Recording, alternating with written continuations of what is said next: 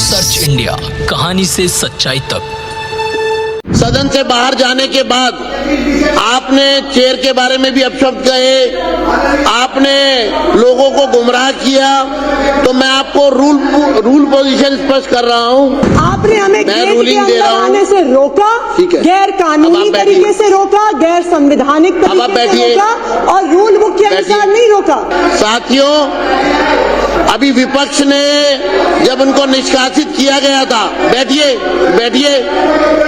तो आज सदन में आतिशी जी यहाँ उपस्थित हैं, विपक्ष यहाँ पर उपस्थित है।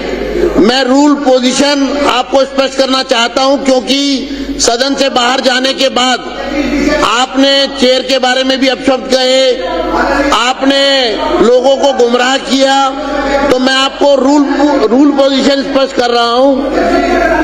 277 के 3 में डी मैं पढ़कर बता रहा हूं आतिशी जी आपको, और भविष्य में भी आपको ध्यान रखना होगा कि सदन की सेवा से निलंबित सदस्य सदन के परिसर में प्रवेश करने से और सदन और समितियों की कार्यवाहियों में भाग लेने से वंचित रहेंगे। आपको जो सदन के परिसर से सभी विपक्ष को बाहर किया गया था उद्दंडता के तहत, उसका अर्थ है कि परिसर से बाहर जाना, परंतु अध्यक्ष किसी निलंबित सदस्य को तदर्थ प्रार्थना किए जाने और सदन के परिसर में किसी विशेष प्रयोजन के लिए आने की अनुमति दे सकेंगे। तो इसलिए इस विषय पर अगर आपको कुछ कहना होगा तो मैं आपको समय दूंगा। दूसरा, मैं एक मिनट और स्थिति स्पष्ट कर दूं आपको। 1 मिनट आप बैठिए, पूरी स्थिति स्पष्ट कर दूं। 2 मिनट बैठिए, आप 2 मिनट बैठिए। मैं आपको, देखिए, सभी सदस्यों को मैं रूल बुक की स्थिति स्पष्ट करना चाहता हूं, क्योंकि भविष्य में सदस्य ये ना कहे कि हमको जानकारी नहीं थी। मैं फिर एक बार पढ़कर बता रहा हूं। 277 का 3D, सदन की सेवा से निलंबित सदस्य सदन के परिसर में प्रवेश करने से और सदन और समितियों की कार्यवाहियों में भाग लेने से वंचित रहेंगे, परंतु अध्यक्ष किसी निलंबित सदस्य को तदर्थ प्रार्थना किए जाने पर सदन के परिसर में किसी विशेष प्रयोजन के लिए आने की अनुमति दे सकेंगे। अब मैं आपको 277(3) का C पढ़कर बता रहा हूं।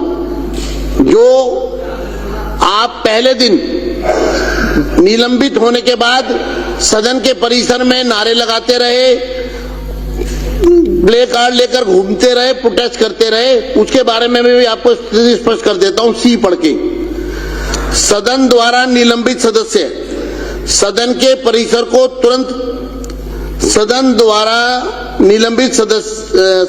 सदन के परिसर का तुरंत परित्याग करने के लिए बाध्य होंगे।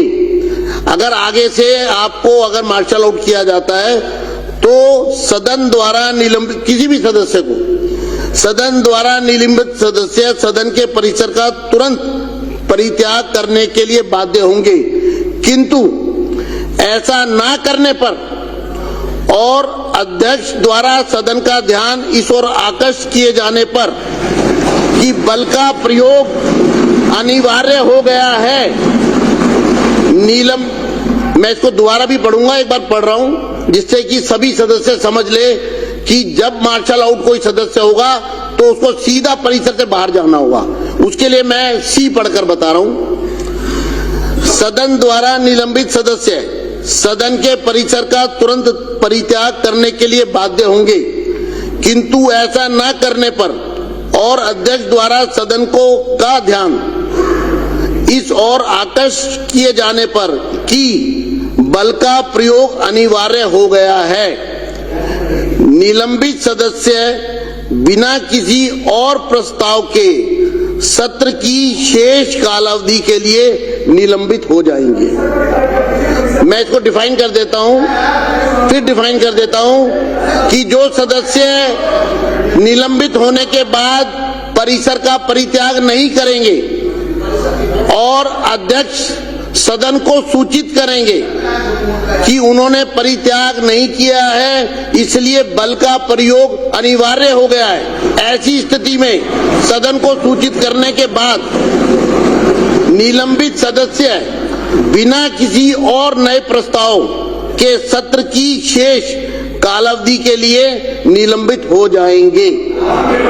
तो इसलिए मैंने ये रूल पोजीशन स्पष्ट कर दी है। अब मैं चाहता हूं इस पर आतिशी जी अपनी टिप्पणी करें। जी जी बताइए बताइए बताइए। की एक परिभाषा है अध्यक्ष महोदय, सदन, आप पेज 3 में जो डेफिनेशंस वाला है पेज 3 पे देखिए, सदन के परिसर का तात्पर्य विधानसभा सभा कक्ष, दीर्घाएं, विधानसभा सचिवालय के नियंत्रण के कमरे, अध्यक्ष कक्ष, उपाध्यक्ष कक्ष, समिति कक्ष, विधानसभा पुस्तकालय, विधानसभा वाचनालय, पार्टियों के कमरे, विधानसभा सचिवालय के अधिकारियों के अधीनस्थ सब स्थान। तो इसमें विधानसभा परिसर के लॉन शामिल नहीं है, गांधी मूर्ति का एरिया शामिल नहीं है। अब आप रूल बुक से बात करिए, इसमें लीडर ऑफ ऑपोजिशन का कमरा शामिल नहीं है। हमने बिल्कुल प्रोटेस्ट किया, हमने अंबेडकर जी की मूर्ति के तहत प्रोटेस्ट किया और वो आपकी रूल बुक के अनुसार सदन की परिसर की परिभाषा में नहीं आता। आपने हमें गेट के अंदर आने से रोका, गैर कानूनी तरीके से रोका, गैर संवैधानिक तरीके से रोका और रूल बुक के अनुसार नहीं रोका, कोई ऑर्डर नहीं पास किया। अब आप बैठिए, अब आप बैठिए, अब आप बैठिए, आपका विषय पूरा हो गया। अब मैं फिर स्पष्ट कर रहा हूं, ये चेयर की रूलिंग है और मैं इसको स्पष्ट कर रहा हूं। बैठ जाइए आप। सदन के जो डी है वो पूरी तरह स्थिति को स्पष्ट करता है। विपक्ष अगर